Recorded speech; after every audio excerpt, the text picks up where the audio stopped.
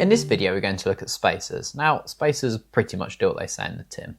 It enables you to create additional space between elements inside your campaign.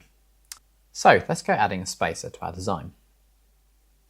And perhaps you want some extra space between these blocks here. Let's drop our spacer, and you can see our space has been added.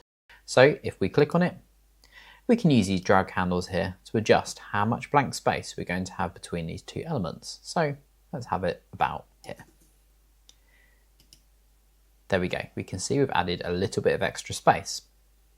And to make it easier, when you mouse over this block here, you can see that the spacer is highlighted with cross-hatching. So just so you can see where that extra space is coming from. In addition to that, if you wish to add some more customization to this, you can give the spacer a background color. So you can now see we've created a grey spacer. If we click back into it, we can remove that background color.